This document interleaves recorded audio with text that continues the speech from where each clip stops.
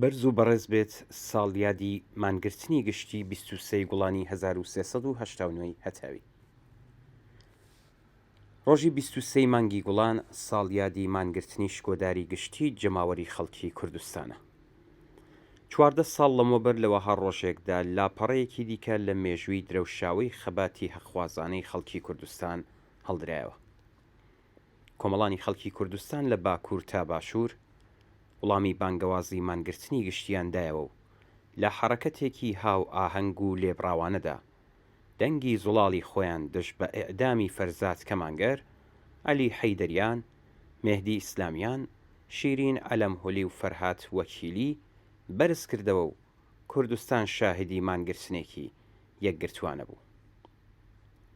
بانگەوازی کۆمەڵە بۆ مانگرتنی گشتی لەم ڕۆژەدا لەگەڵ پشتیوانی و هاو ئاهەنگی حیزب و هێزە سیاسیەکانی کوردستان و پێشوازی و هاوڕێتی هێزە چەپ و کۆمۆنیستەکان لە ئێران بەرەوڕوو بوو.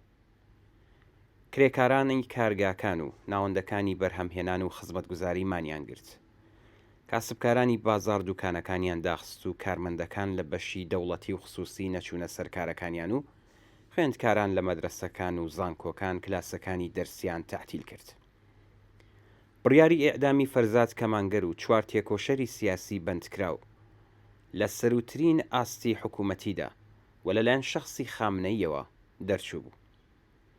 هەڵبژاردننی ساڵیادی سەفەری خامنەیی بۆ پارێزگای کوردستان بۆ بەڕێوەبردننی ئەم جنایەتە بە هەڵکەوت نەبوو.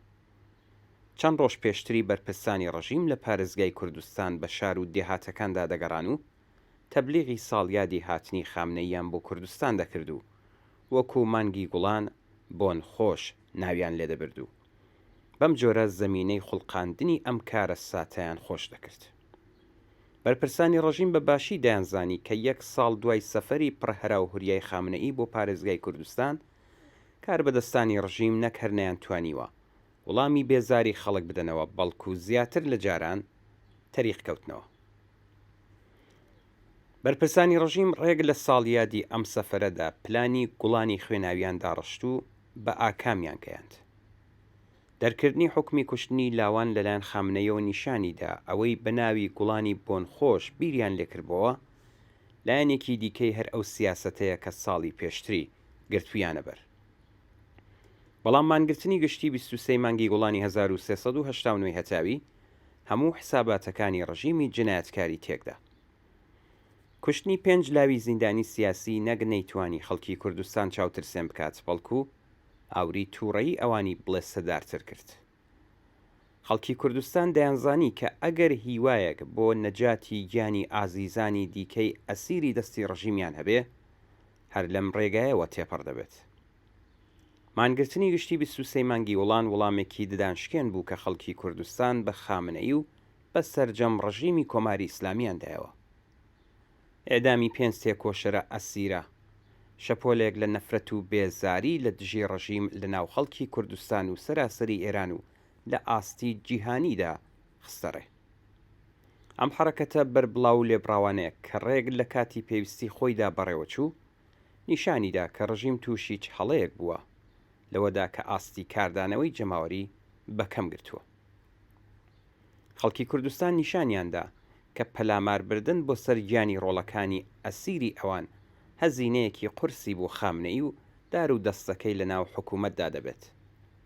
بەم حرەکەتە ڕژیم ئەو ڕاستیەی لێ حاڵی بوو کە ناتوانێت زیندانیانی سیاسی یەک بە یەک و دەستە ئەدام کات بۆ ئەوەی جەماوەر لە دەرەوەی زیندان پێبترسێنێت و خۆی لە دەرەنجامەکانی دەرباس بکات. کۆمەڵانی خەڵکی ئازادی خواز و خەباتکار لە کوردستان و لە سەراسەری ئێران لاوانی ئەسیری خۆیان لە داوی ئەم ڕژیمەدا بەتەنیا بەجێ نایەڵن.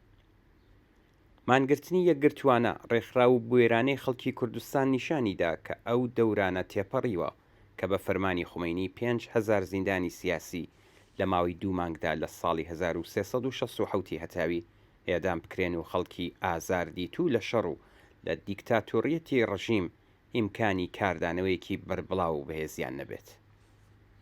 مانگرتنی گشتی لە کوردستان و پەرەسەندنی بۆ هێندێک لە شارەکانی دەوروبەری پارێزگای کوردنشینەکان کە هاودەردیەکی بەرینی کۆمەڵانی خەڵکی لە باقی شوێنەکانی ئێران بە شوێنەوە بوو، نیشانیدا کە کۆماری ئیسلامی ناتوانێت لاوانی ئەو خەڵکە لە زیندانەکاندا لە مافی ژین بێبەشکات و خۆی وەکو بەرزەکی بانان بۆی دەرچێت. بزوتنەوەی ئازادی خوازانەی کۆمەڵانی خەڵکی کوردستان بەم مانگرتنە گشتیە پەیوەندی خۆی لەگەڵ خەباتی سەراسەری کرێکاران، ژنان، خوێندکاران و هەموو خەڵکی ئازادی خوازی ئێران پتەوتر کرد. خۆشی خەڵکی کوردستان لە ڕێگەی ئەم مانگرتنە یەکگرتووانە و لێبڕاوانەیە بە گوێی هەموو خەڵکی ئێران و جیهان گەیشت. ئەم حرەکەتە بە دوژمنی نیشاندا کە نوقمی چ دەریایەک لە نەفرەت و بێزاری خەڵک بووە، لە حاڵێکدا کە خۆپیشاندانی سەرشەقامەکان بەرامبەر بە وەحشیگەری ڕژیمێکی بریندار لە ڕووی خەسارەتی ئینسانیەوە هەزینەیەکی زۆری هەبوو، مانگرتن وەک شکڵێک لە دەربڕینی ناڕەزایەتی کە تێیدا دروشم و سیاسەتەکانی لە ڕێگەی کردەوەیەکی گشتی و جەماوەری دەبێت بە هێزێکی مادی، ڕێگایەکە بۆ ئەوەی ڕژیم بکشێنێتە جەرگەی شەڕێکی فەرسایشی و زەوینگیری بکات و زەمینەی هەڵگرتنی هەنگاوەکانی دوایی خۆش بکات. خەڵکی کوردستان بە بەکارهێنانی تاکتیکی مانگرتنی گشتی ئیمکانی حرەکەتی هێزەکانی دژمنیان بەرتەس کردەوە و ڕێگای پوچەڵکردنەوەی توانایی هێزی سەرکوتگەری ڕژیمیان بە خەڵکی ئازادی خوازی ئێران نیشاندا. نمونەکەشی لە ئاخێزەکانی دواتر و بە تایبەت لە ئاخێز و شۆڕشی ژن ژیان ئازادیدا کە دوای کوشتنی جنایەتکارانەی ژینا ئەمینی لە کوردستان و لەسەر تاسەری ئێراندا کەوتەڕێ دەتوانین ببینین. لە ساڵیادی ئەم ڕۆژە شکۆدار و مێژوویەدا یادی فەرزاد کەمانگەر و هاوزنجیرانی کە دلێرانە بەرامبەر بە دوژمنی هار و دڕەندە خۆڕاگریان کرد و گیانی خۆیان لە پێناوی ئەم خۆڕاگریەدا دانا و سەرجەم گیان بەختکردوانی بزوتنەوە کۆمەڵایەتیەکان ڕێز لە دەگرین و درود دەنێرین بۆ جەماوەری خەڵکی کوردستان کە بەم جۆرە و بە شێوەیەکی واها شکۆدار ڕێزیان لە ڕۆڵە گیان بەختکردووەکانیان دەگرن.